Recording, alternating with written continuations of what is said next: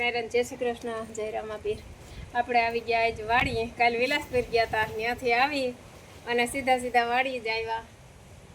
હવે આપણે જો વરસાદ તો થયો નથી, એ તો બધાને અમારે જો કે બધાને કઠણાઈ જ છે.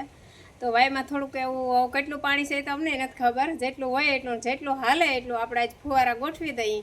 જેટલું જ્યાં સુધી પીએ ત્યાં સુધી પાયે. જો કે વરસાદ જેવું થાય નહીં, પણ જીત છું એ હવે ખેડૂની કઠણાઈ અવાર પૂરેપૂરી છે. અને વરસાદી એવો દગો દીધો ને અવાર કે વાત જ ના પૂછો. હું આવી ગઈ પીર બાપા અહીં દીવા કરવા અને અગરબત્તી કરવા. અને આ છે મારા દેરની દીકરી બે ઢેંગલ્યું. મને દેખી છે ને એટલે એને વાડી છેટી છે, પણ એ આવે પાછી આવે કે કઈ રાયતી રાયતી તો આય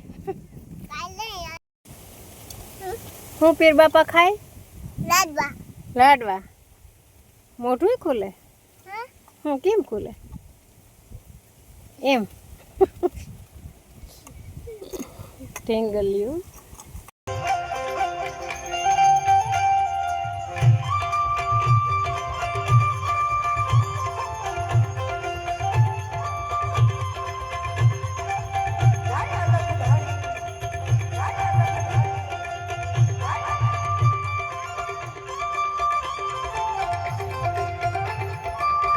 ફુવારા ચાલુ થઈ ગયા. જો મારે ડીસા નાવા ગઈ. ડીસા નાવા જા.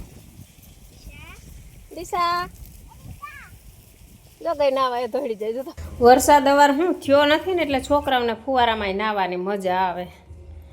કેમ કે નકર વરસાદમાં નાઈ નાઈને ધરાઈ ગયા હોય. ફુવારે હું નાઈ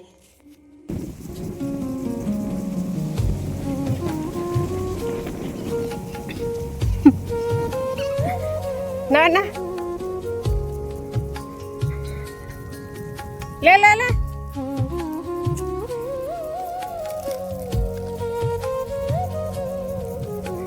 કોઈ માં અહીંયા સેઠાવતી આવે.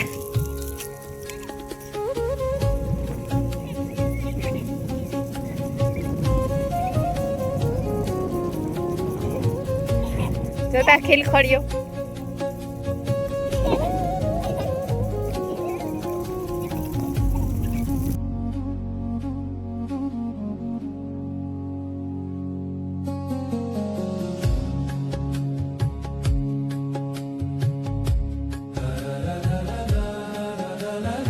પોક થોવે ગારા વારા થો મમ્મી ખીજા હે નો ખીજે.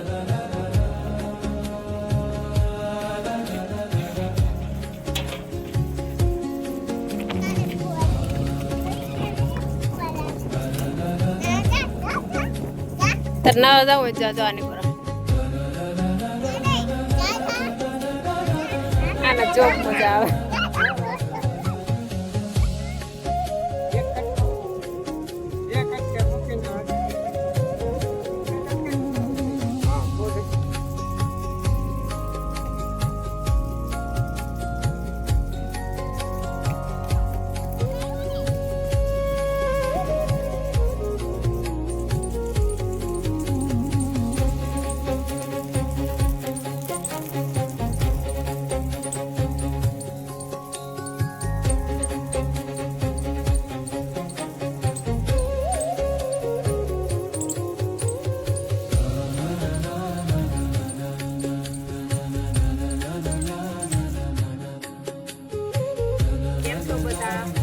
હું આશા રાખું છું કે બધા મજામાં જ હશે. તો અટાણામાં આપણે ફુવારા ફેરવી લીધા અને ગારો છે કે આખા ખેતરમાં ગારો થઈ ગયો. કાલના આપણે ફુવારા ચાલુ છે 5 વાગ્યાના. તો આપણે જો આ ફુવારા હાલે અને હવે આપણે થોડું ઘણું જે કામ છે એ કરી લઈએ. અને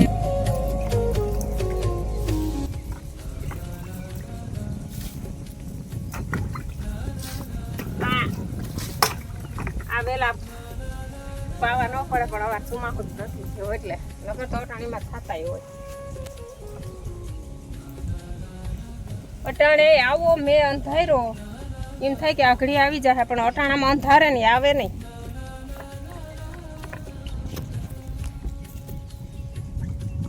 એક બે આપણે છે ને અહીંયા વાવ્યા હતા, આ તો હજી એવડા જ છે. હાલે તે પછી આ વાવ્યા ને તે પછી વરસાદ જ નથી. પાંદડા વીણું આમાં બગીચો ચોખ્ખો થઈ જાય ને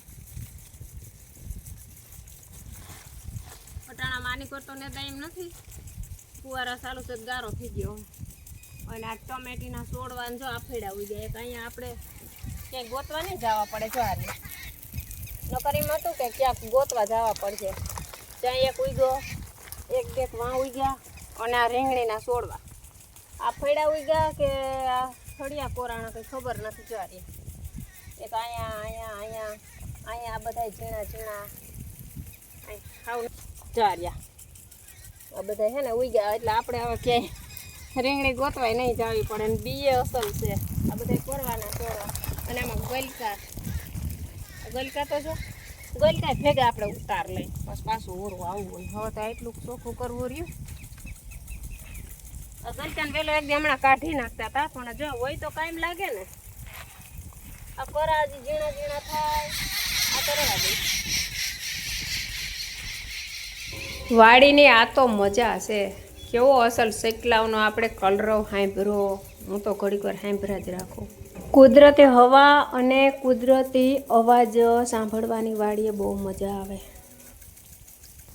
આ વારી 2-3 દી પછી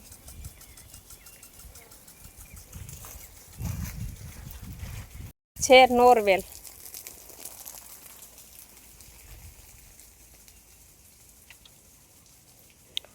આને કંઈક થયું આ હુકાઈ ગઈ આ નારિયેરી આને જગાઈ બીજી વાવી દેવી હમણાં નારિયેરી લેવા જાઉં આ છે કંટોલાનો વેલો આ છે આંબો પણ જોઈએ એવો વધતો નથી કેમ કે પાલર પાણી અવારનું જડ્યું જ નથી અને આ ગુલાબ તો એટલા મસ્તીના થાય ને કે એટલા ઉતારીને તો એ થયા જ રાખે ને એકદમ મસ્ત ગુલાબી આમ જો તમને આપણે જોઈએ તો એમ થાય કે આતી એવા અસલ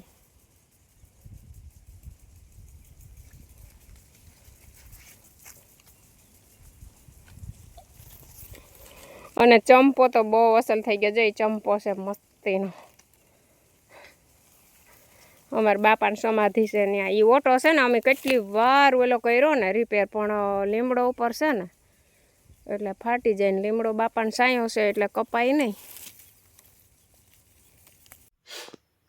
હલો આજે આપણે રાયત્રો કાણા અને ભજીયા બનાવવાના છે અમને ભજીયા છે ને ફેવરેટ છે આજે આપણે ફુવારા ચાલુ કર્યા મોડા તો અટાણું જેટલી ઘડી હાલે ને એટલી ઘડી રાયતી હાકી પછી થોડીક વાર બંધ કરી રાયતી ઉનાળો સડી જાય એટલે પછી પાછા હવારી હાખ્યું અને જો આવી રીતના હું ભજીયા બનાવું આ છાશ નાખી અને પછી હવે નાખ્યા ભજીયા આપણે કાસા પાકા પકાવ્યા એમ વાળીએ પછી મજા આવે ભજીયાની ચટણી ખાવાની તો કોક દીક હું આજે ભજીયાની ચટણી બનાવું ને એ રીતે કોક દીક બનાવજો આપણે જે તૈયાર લઈને રેડીમેડ અથવા તૈયાર પડીકીને બનાવીને એનાથી આ જોરદાર થાય તો આપણે છાશ એમાં નાખ્યા ભજીયા અને હવે આ લસણ ખાંડું લસણ ને ભેગા ધાણા છે વાડી અટાણા મેં 2 જ છે એટલે 2 પૂરતા જ બનાવવાના છે અમારી હશે પણ એનું આપણે રાંધીને આવ્યા હતા મોડા લસણ અને આમાં આદુ એ હોય પણ આ વાડીએ આદુ નથી એટલે પછી હાલે એમ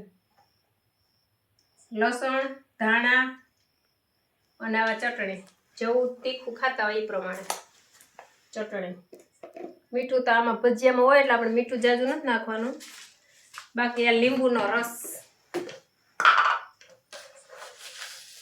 અને ખાંડ ખાટી છાશ વધારે હોય ને તો પછી લીંબુ ઓછું નાખવું પડે નકર પછી લીંબુનો રસ વધારે નાખવો પડે આવજો કોક દીક બનાવ્યો વાડી આ મજા આવે પાછી આ છે લીંબુનો રસ અને ખાટું એમ કે વધારે જો ખાવું હોય તો આપણે લીંબુ નાખ્યું ખટ મીઠી કેવી થાય ખટાઈમાં ઘટશે તો લીંબુ નાખશું નકર જો આ રીતે બ્લેન્ડર કે મિક્સર અહીંયા કંઈ નથી એટલે આપણે હાથેથી જ આપણે પીસી અને એકદમ રગડા જેવી કરી નાખ્યું કેમ કે છાશમાં આપણે ભજીયા નાખ્યા હોય એટલે ભજીયા એકદમ પોચા પડી જાય તો હાલો બધાય ભજીયા ખાવા આ વિડીયોને આપણે અહીંયા પૂરો કરીએ અને ફરી વિડીયોમાં મળશું તો જય દ્વારકાધીશ જય રામાપીર